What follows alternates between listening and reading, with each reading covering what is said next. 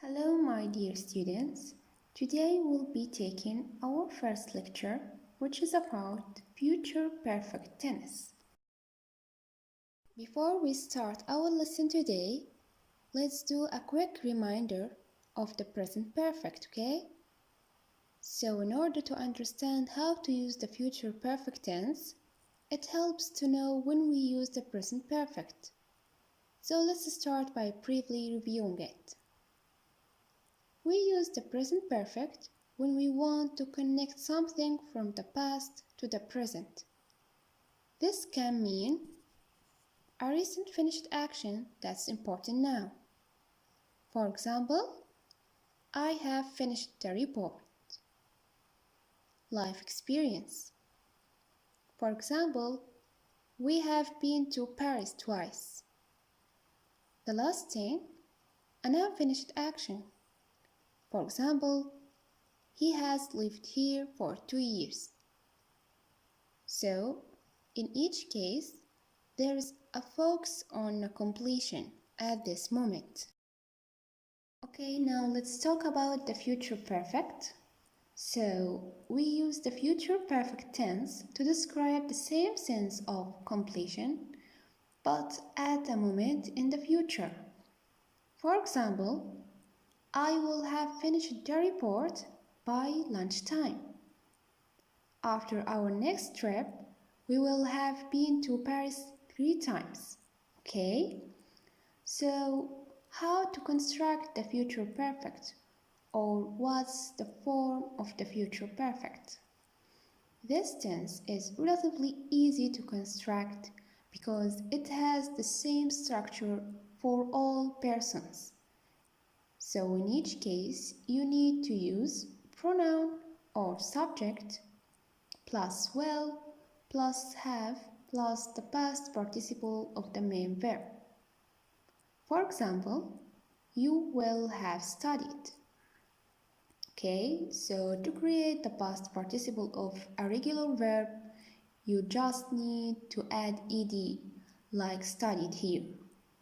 While for irregular verbs, the past participles vary and you need to study them, preferably gradually over a period of time.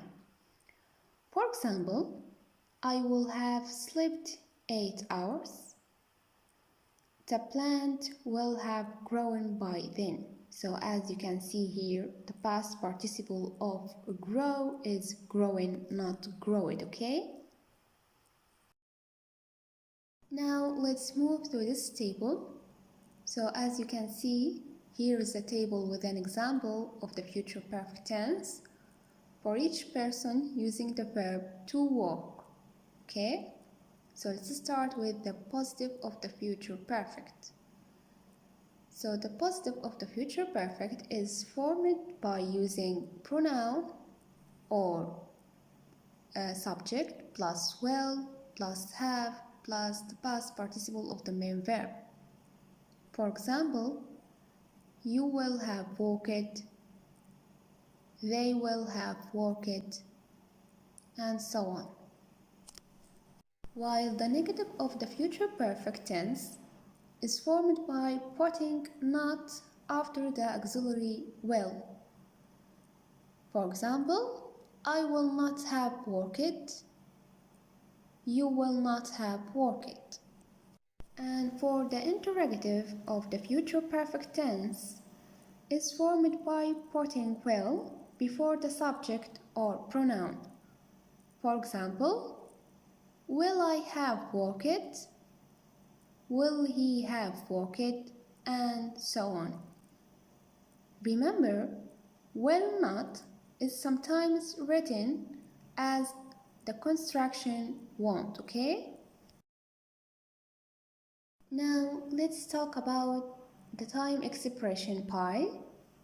So it's very common to use a time expression with pi with the future perfect, meaning not later than.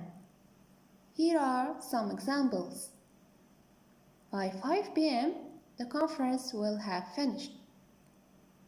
Will you have written the contract by Friday?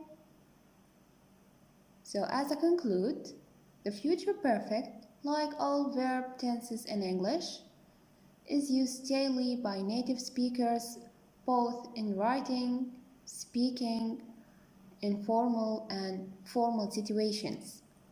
For this reason, it really is worth learning. And here are some other examples for you to read to help you become more familiar with it. Like, call me at 2 p.m. I will have eaten lunch by then. By next Friday, we will have moved into our new home. Let's wait until 5 p.m. The game will have finished by then. This is the end of our first lecture, and if you have any question, please don't be hesitate to ask me, okay? Stay safe and see you soon. Goodbye.